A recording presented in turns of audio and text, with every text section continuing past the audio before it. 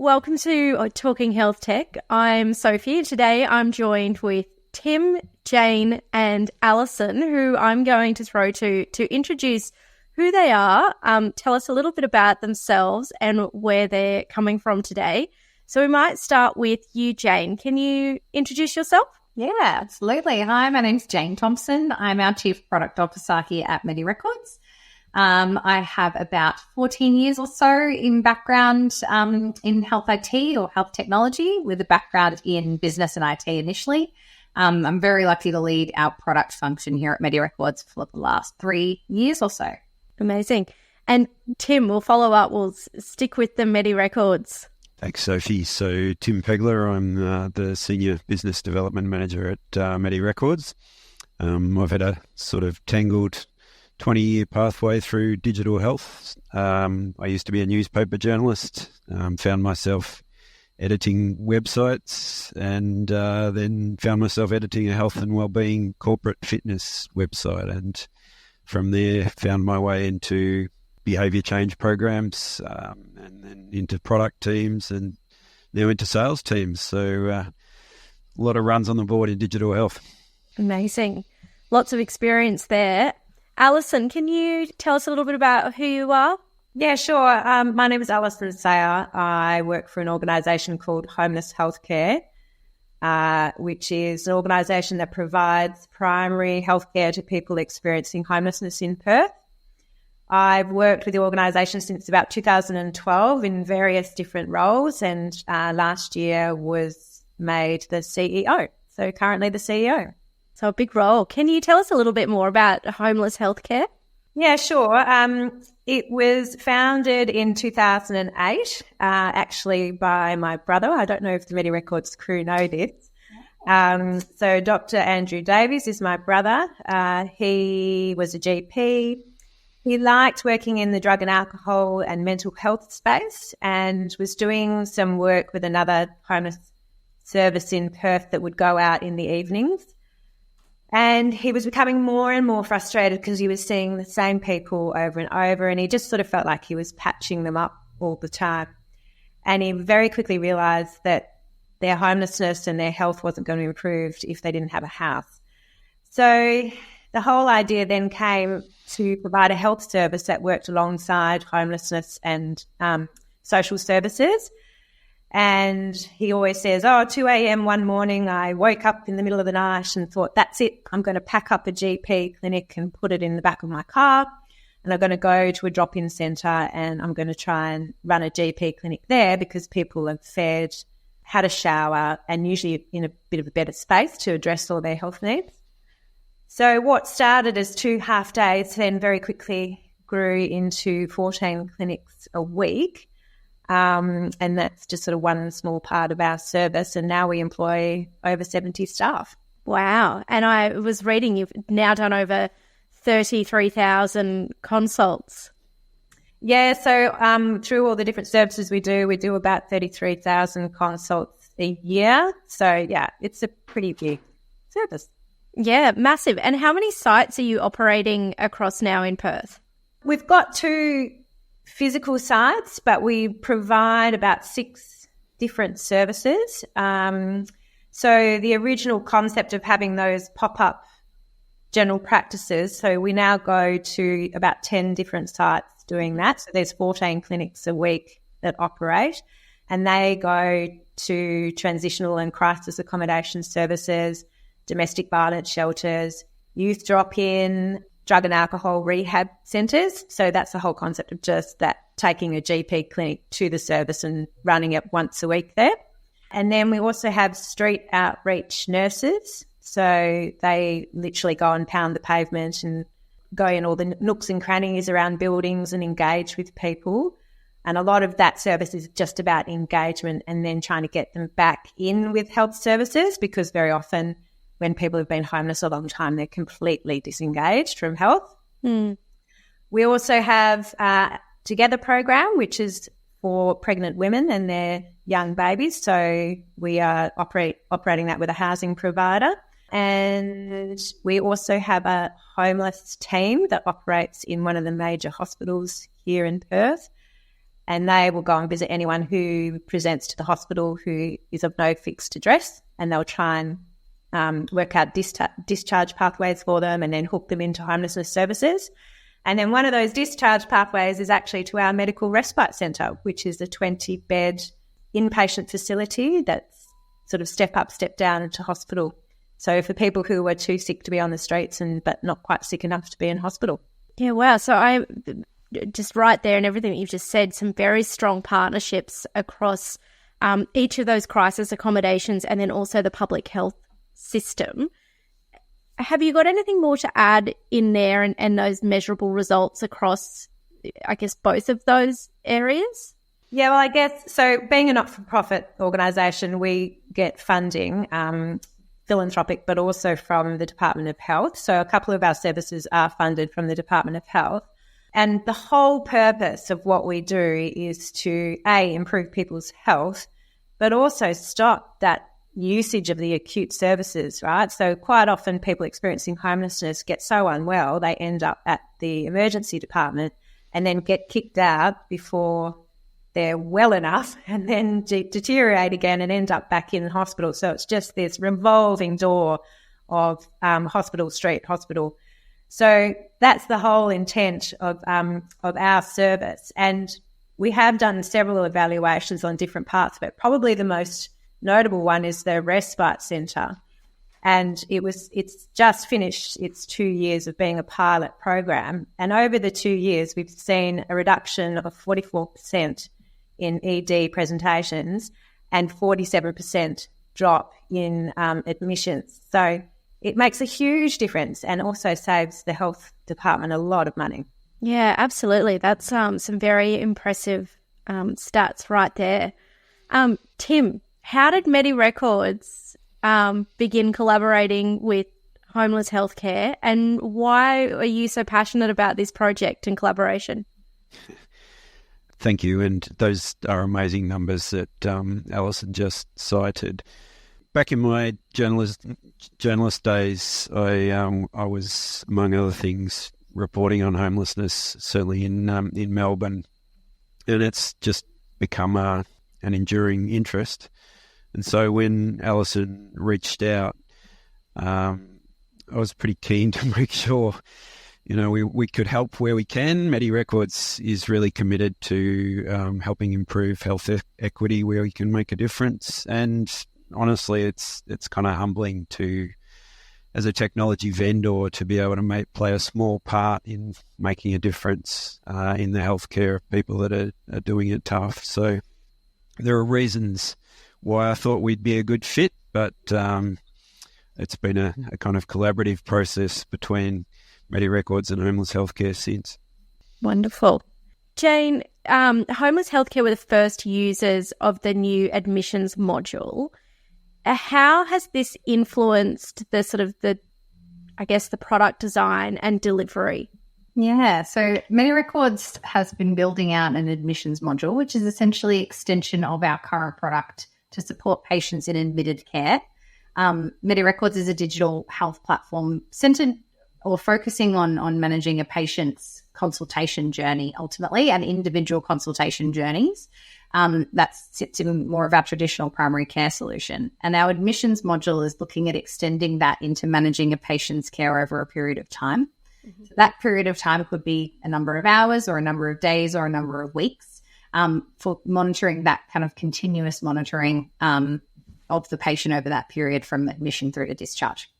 And I think Alison and the team, when we found homeless healthcare, and obviously I totally mirror everything Tim said, we were very excited to work with an organisation and the important work that they do. But it was almost like we'd manifested our perfect first customer, someone who had both the need for a GP service to then be referring into an admitted facility for a period of time and then discharged back out into the community that they were continuing to care for. So quickly, Alison and the team formed part of our beta program, to which we have 6 customers existing in that program. And ultimately, they've been very, very generous with their time to help validate designs, follow up on questions, making sure that we're prioritizing the right work. Ultimately, we want to make sure the solutions that we're providing solve the problems and the needs of our customers. And Alison and the team have been a big part of helping shape the admissions module so far. Great. And I imagine that this was quite useful information to gather in terms of your go live that you've done with the Australian Defence Force. Can you talk to a little bit about that and how each informed the other? Yeah, I think it was probably really validating of the solution that we had built, and working with a customer like Australian Defence, of course, that's quite a unique scenario, but we had really set out on the path to make sure that what we're building is really applicable in the market and to help solve other problems that health services like homeless healthcare are delivering. So I think it was actually more of a validation for us to say, oh, this is fantastic. This is of value and we are helping solve some problems here. We really felt like there was a gap in the market in terms of those low acuity admission facilities where a full scale EMR is not necessarily needed, but that a digital health record is still a priority. And Alison and the team are a perfect example of that. And I think that's really helped validate that solution where we're really trying to own that 360 view of customer all the way through from primary care into admitted and inpatient care and back out again, just to be able to support that full journey. So, Alison, I imagine you've used, before MediRecords and this partnership began, you've used a few other medical records. Without telling us who they were, what were some of the benefits that you saw and really loved in MediRecords? So the two biggest things for me was the cloud capability, because previously we'd been using software that required VPNs to, tunnel in, and particularly when you've got mobile clinics, it was a lot of drama and, things often didn't connect properly, and, there was just a lot of troubleshooting that would go on with just connecting to the software in the first place. So that cloud capability is really great for us.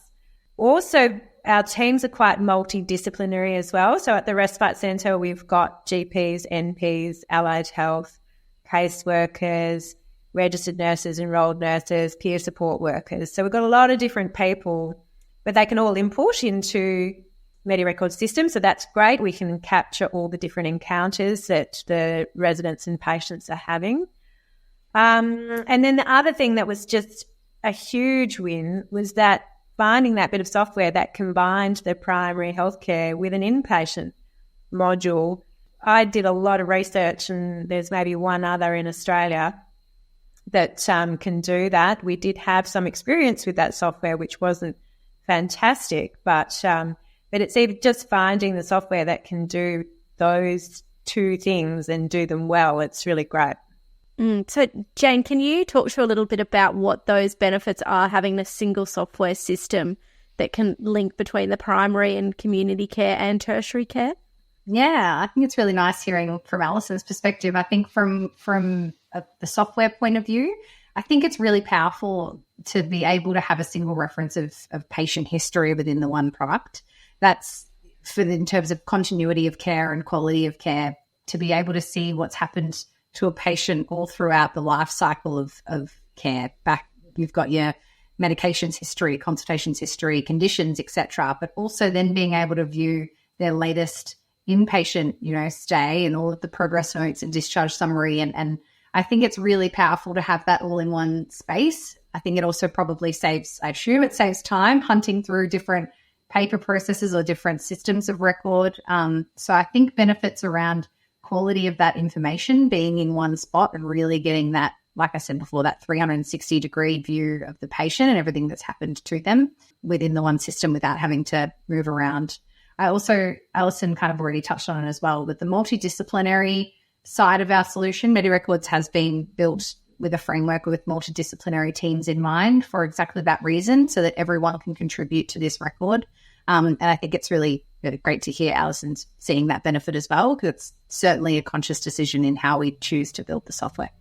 It's also the nature of the people that we support. We tend to see them in lots of different parts of our service. So we don't have exclusive patient cohorts in one particular service. So it's really good to also then be able to track them across where they've been and in which service they've been provided care.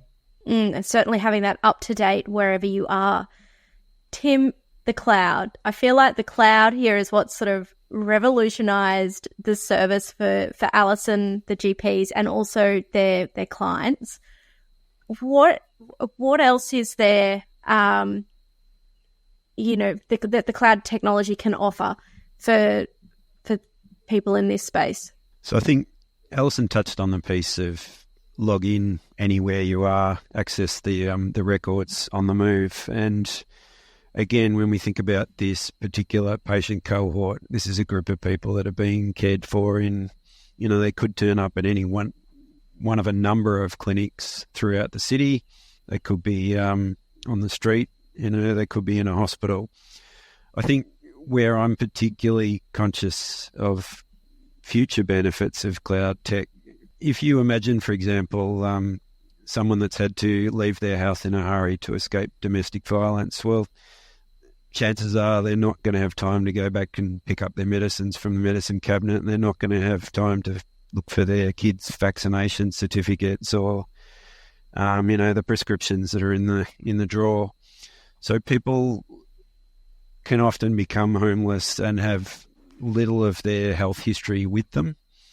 And so the idea of a patient portal and access to their personal records and their history and their prescriptions in a digital format wherever they can access the internet becomes an absolute game changer. And so that's something we'll be working towards with the patient portal we're building as well. And also, I guess I've had some experience as a patient and as a carer in the healthcare system, and one of the things that drives people crazy is being asked the same questions over and over and over again.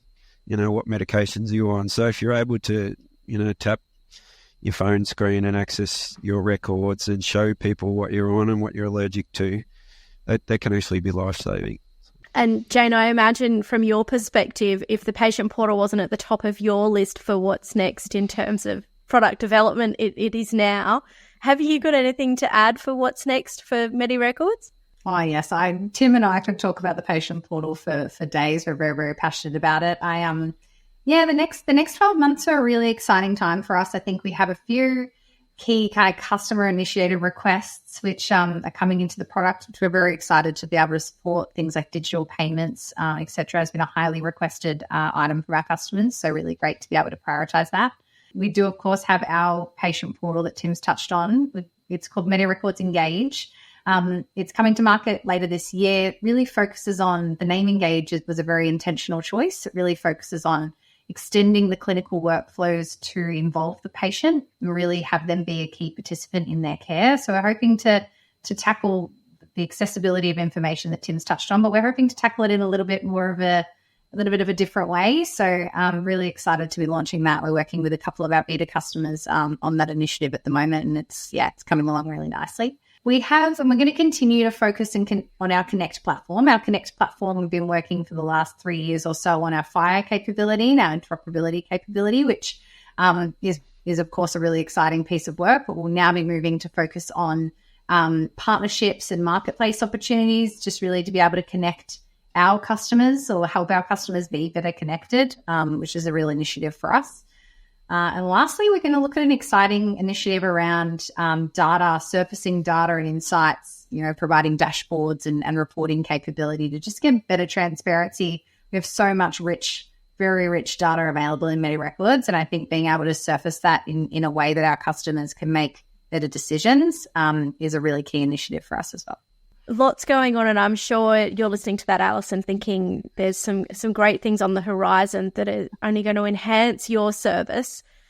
Your service is amazing. I hadn't heard of it until I started doing a bit of research for today's episode. Mm-hmm. Servicing a very vulnerable community. What's next for homeless healthcare? Lots of things, but probably more residential services. There seems to be growing demand for a similar sort of services to what our respite centre is. So I think that there's going to be growth there.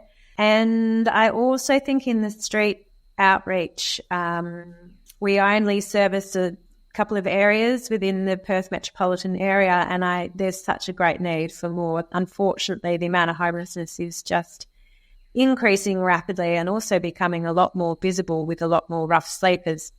And WA is embarrassingly got the highest rate of rough sleepers in the whole of Australia, which, for a state that's as wealthy as we are from all our mining, it's really embarrassing that we've got so many people who just don't have a roof over their heads. So, yeah, street outreach, I think, will definitely increase, and residential services. Well, guys, do any of you have anything else that you would like to add, or any insights that you'd like to leave our listeners with today before we wrap up? I guess I can just talk a little bit about our experience with MediRecords and finding software that sort of really almost fit exactly what we wanted was sort of an epiphany. But also just having a really dynamic group of people working on the software and being very responsive to feedback, and wanting to develop the product to suit us. Like, it's really quite unique, and it's really wonderful. Yeah, from my perspective, I mirror that. We feel very grateful to work with Alison and the homeless healthcare team. I think having a customer, it's incredibly valuable to have a customer that you can bounce things off. We do have our own clinical advisor and in-house kind of clinical expertise, but it's really deeply understanding the problems that our customers are facing and trying our best to make sure that we're providing software and developing software to support that. And Alison and the team have been incredibly generous with their time and helping us understand their challenges and helping, really shape and grow the module, particularly the admissions module, but overall MediRecords as a whole. So we're very grateful to work with the homeless healthcare team as well. I was just going to say, it was a bit of a leap of faith on both parties in some ways, because Alison and her team were the first ones to use the admissions module, and so there's been learnings for them and learnings for us. But for us, we thought we had something different with, primary care and tertiary care in the one platform, but we've had the reality check of hearing from nurses, hearing from social workers, hearing from people at the coalface as to how the technology is actually useful. So that's an upside for us, and we hope we can continue growing and servicing the needs of Alison's team and Alison's clients.